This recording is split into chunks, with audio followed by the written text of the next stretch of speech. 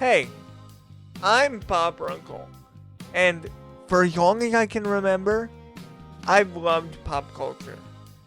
Despite the challenges I've faced in my life, pop culture has always been there for me.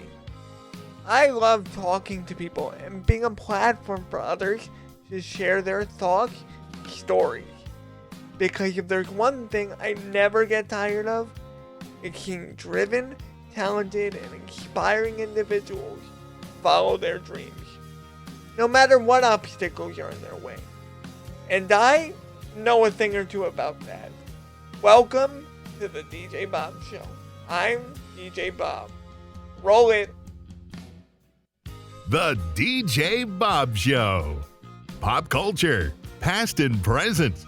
And now, here's your host, DJ Bob. I had lots of dream guests for this show throughout the time it's been on the air.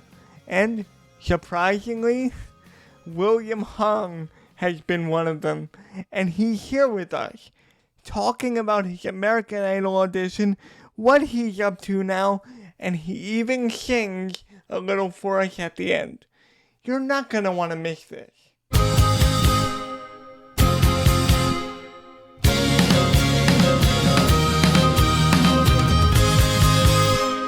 So, William, thank you so much for coming on the show. I've been trying to get in touch with you for feels like years, and I'm so happy that we're here today. No problem, man.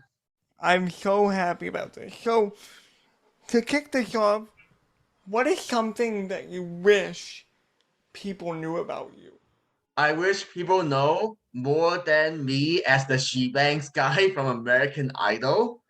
I would say that I am a calculated risk taker. I love taking risks in life to improve my situation for my family and friends, not just for myself. I totally see that. And on that note, do you feel like auditioning for Idol 18 years ago was a risk in itself? Because you didn't know what you were getting into. It was a risk, but to me, it was a low risk. Because one of the questions I asked myself is, what is the worst thing that can happen to me? The worst thing that can happen to me is that I don't make it to Hollywood. I go back to be a normal student. People might even get a few good laughs from my audition, but that's about it. And when it blew up, I bet it was like you didn't know what to do. And I've heard you talk about this at length, and it's like nobody set out for any type of success, but it became this huge, massive thing. And was that difficult for you? Well, I would say that it's more like I adjust my expectations. Yeah, it's hard to say. It was not something I was like easily get used to. It took some time because I was a normal guy, very living very low key, and then all of a sudden, it's like everything I do, like people write about it, will talk about it. It's almost like you're living life under a microscope. Yeah, I could see that. I mean, some people see me as the person with the disability with the podcast. I'm more than that. And you're kind of like, you're almost trying to meet people's expectations of you. And that's kind of a difficult line to walk, really. I really don't know what people expect from me. I don't think they have any expectations in terms of how they see me, unless like they are like my good friends. They know me for many years. So most people they just see me as a comedian. And you know what? Because I've been wanting to talk to you for a while, and something that struck me, and I wanted to talk to you about it at length here because I feel like you haven't talked about it, is moving to the United States when you were 10 years old from Hong Kong. What was that transition like for you? Well, it's like starting a new life. I spoke very limited English. I know how to greet people. I know how to order food, but that's about it. So yeah, it took me about 3 to 4 years to get used to not just the overcoming the language barriers, but getting used to life in America. I would say that in America, like is anything is possible. There are all kinds of people. There are crazy people. There are good people. There are bad people. So everything in between. Yeah. And when do you feel like you felt comfortable in this environment? Because it wasn't overnight, you know? It took me a long time. I never really got 100% comfortable. There was always people try to bully me. They would steal my pencil box or whatever. And I even got punched got sucker punch in my right eye when I was in middle school. Ooh, So yeah, I was wow. never 100% comfortable. I after that I took karate for self defense. But good thing is that I never had to use it after that. Well, that must have been a valuable tool for you, even if you didn't have to use it. Just knowing that you had that if you ever needed it. Yeah, it's more like I felt like I was helpless during that incident in middle school in seventh grade, and I'll never forget it. Those things stick with you. Like, it could be 20, 30 years, or even, like, no matter how long it takes, it could still impact you. Like, and it could still, but these moments, and I'm sure you know this, they shape who you are. Yeah, Because for me, living with a disability and being in a wheelchair, that has its own set of challenges and little workarounds. But you do what you have to do, and what I always try to do is prove people wrong mm. and just show my true authentic self. And I think you do that as well. Yeah. I always keep it real and authentic. Like I keep it very honest and instead of try to sugarcoat. I don't like to just brag about my success. Yes, of course, sometimes I share my success, but I don't like make promises that are like way out there that I can't keep. Yeah. I mean, when that audition blew up, you were everywhere. You were like a hot commodity for a while. I mean, the audition aired in January. You had an album out that April, so it was quick. And you had to just do what you can, which is adapt to whatever was thrown at you. Yeah. Was there a moment in when She Bangs and the audition hit it, when the audition was at its peak, was there ever a moment you were like, wow, I get to do that? Mm, no, I didn't think like that. I just took it like any other opportunity.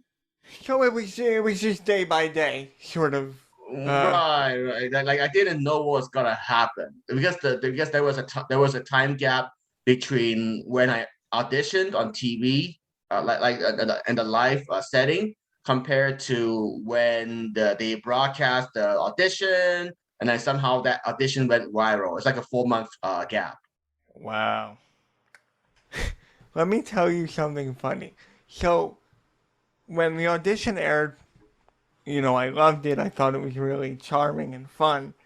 And then that April, I tried to buy your album, Oh, your first album, yeah. and it was sold out. Oh, wow. I could not find it anywhere, Wow. and I still don't have it.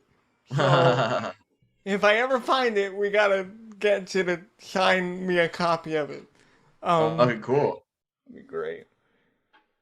So, so the other thing I wanted to talk to you is about diversity and disability inclusion and people with challenges and people with barriers. What does that mean to you? What does inclusivity mean to you? It means that you respect everyone regardless of their gender, their race, their ability or condition. It is to me it is that simple. I'm not saying it's easy to do because everybody has biases and stereotypes, including myself. But that's what it is. What do you think is your biggest insecurity in what you do? Because for me, it's honestly my stutter and me kind of stammering over my words. And as someone who speaks for a living, that could be a barrier. So, are there any insecurities you have in what you do? Because we all have them. Mm, yeah, for sure. I would say that I'm not sure. I like some of the stories that I hide behind. I'm like everyone has to process them before they're ready to share them in the real world. Yeah. That's why I would say like there's everyone has their own like hidden pains inside of them. For me, I would say that there's a lot of stories I haven't shared about my gambling and stock trading, the risk that I take that didn't work out, or the two marriages where I married and divorced, the two failed marriages.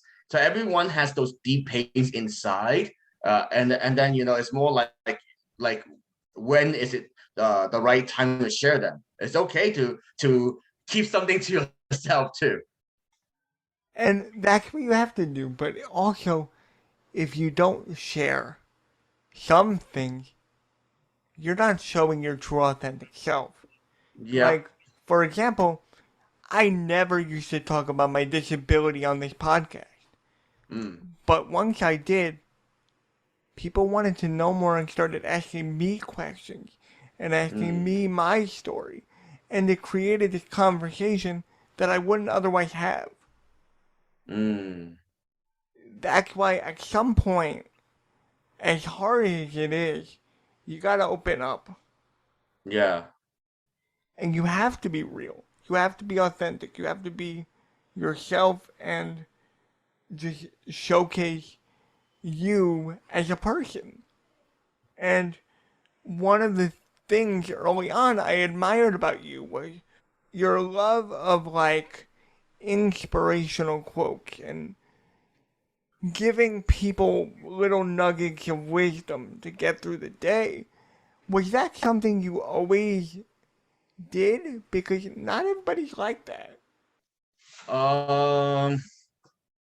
Well, I would say it's something that happened over time. It's like the main purpose for me to take on the showbiz, the entertainment career, business, whatever you want to call it. It might, like, yes, money was definitely part of my motivation, but my main motivation is not just money. My main motivation is to share my side of the story. Yeah. And I think you sharing your story now is a lot of people think that, you're funny, it's very lighthearted and fun. But the reason why I wanted to talk to you is because you've got a whole other story that people need to hear about. So I want to hear about your motivational speaking and your journey to that. Well, so one of the something that I worked on and I published about 4 years ago was my own book called Champion by Choice. And then there are three keys to becoming a champion, regardless of your circumstances. So the three C's are communication, context, and connection. So communication, like I mentioned, is about like you said, like keeping it real, honest, authentic. Try to do it in a way that's caring, but you don't hide the facts. And then the context is to understand your situation. For me, the way I responded on American Idol was because I saw the situation differently than most people. Most people would get angry and upset when they don't make it to Hollywood. For me, I thought that I knew going in the odds were against me to make it to Hollywood in the first place. So why should I feel so upset when the odds of me making it to Hollywood is like who knows, 1 out of 1,000 or 1 out of 3,000, right? Whatever the number, some small percentage. So it's okay. I don't take it personally. And then finally, the connection is that it's about making quality connections with the right people.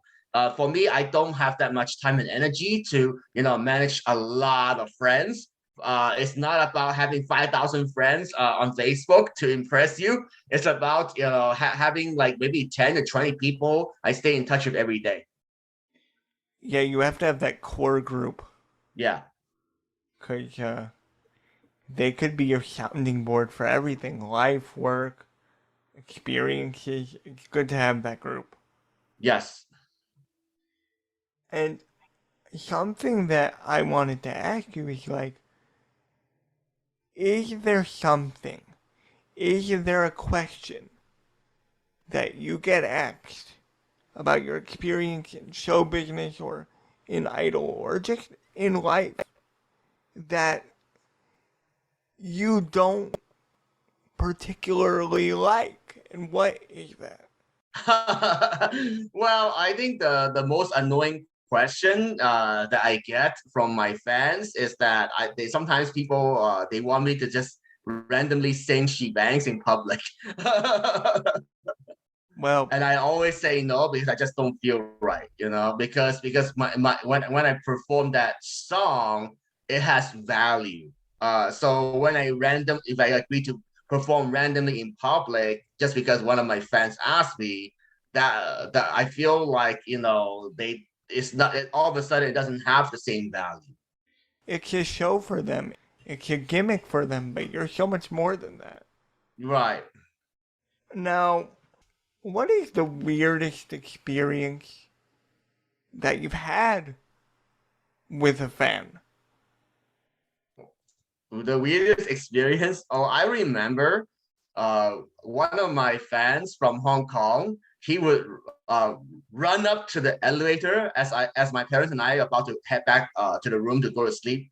And then like that guy, he would get down on his knees to beg for my picture and autograph. And I said yes, because I don't want him to feel bad. Well, that is an interesting story. Yeah, that was crazy. I didn't expect that. And the other thing worth noting about your story is that was when social media was really at its infancy. Yeah. What do you think would happen if you auditioned now? Would you have more ridicule? Would there be a different outcome? How do you feel? Um,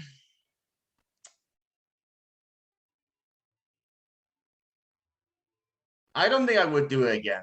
There is no if, because everything in life is about you look at your current situation and then you see if that is something, if the risk you take is worth doing it, right? Like the first time I did it, it was worth it because that I had nothing to lose.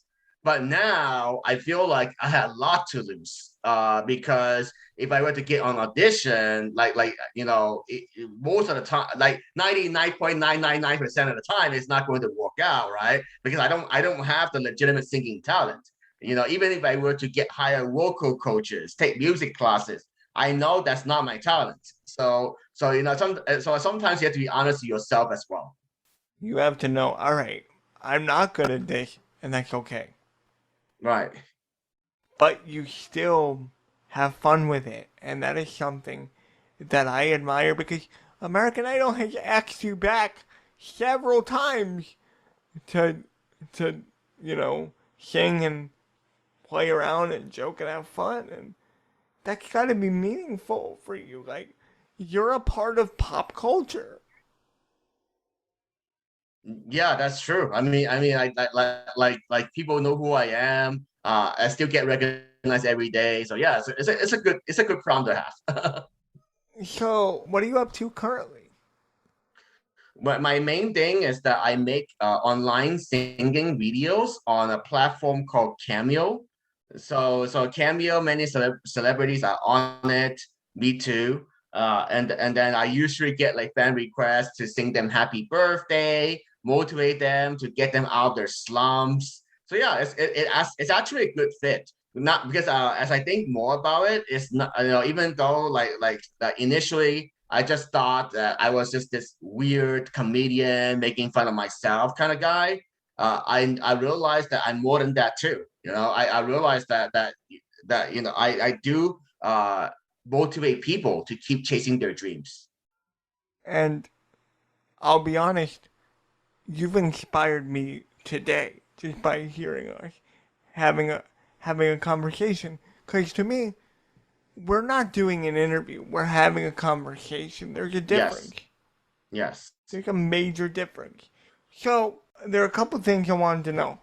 And we're going to have a little fun with you. Because one of the things that I love about you is that you have this automatic ability to make people smile Oh, thank you so much. and make people happy and feel good about themselves and motivate them. So I think the next question I have for you is, how do you motivate yourself? Oh, that's a really good question. I would say that it's like I need to continue to improve my life, and I feel like there is so much more ahead of me. I'm still only 39 years young. There's so much I haven't done. There's so much new things I haven't tried. So that's my main motivation. I don't have a my soulmate yet. I'm still looking for the right girl. Yeah, that's how I look at my life. The other thing that goes through my mind is that I don't want to waste my unique talent. And I feel like my unique talent is something related to risk taking and math. But it's just a matter of how to make the most out of it. That's honestly what you have to do. Because, Yeah. like, having a disability, I could be like, oh, but I'm so worried to share my voice or be out there, but I'm doing it. And I'm doing it for 12 years. So if you don't try, you're not going to know. Exactly. You're not going to know.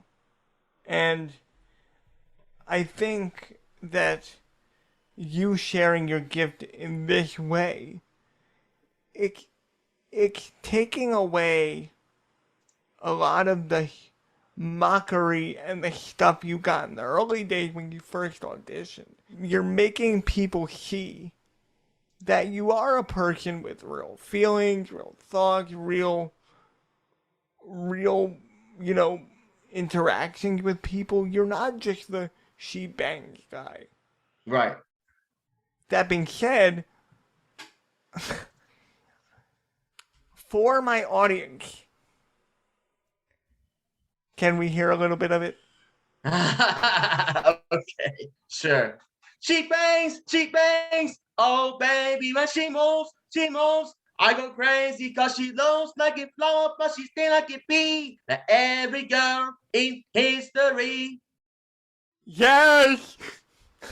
That is so wonderful. So, where can people get in touch with you? The best way is through my Instagram, William Hung Official. You can contact me with email. You can also find me on Facebook and Twitter. And I am so thrilled to have you talk to us after all the years. Because like I said, the first time I contacted you was in 2013.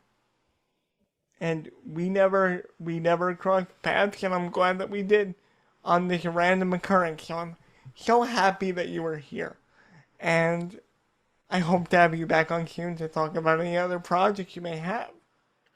Sounds good, man. And just to close with this one, whatever your dreams are, just focus on just taking that next step to get closer. Because dreams that are worth achieving are always challenging. If money and resource is not an issue for me, I want to create some kind of online school or platform to teach people about taking risks in a smart way. That's my vision. That's what I'm working towards every day. So, figure out where you want to go and then figure out how you can get closer to that. Thank you so much. The DJ Bob Show. Pop culture, past and present.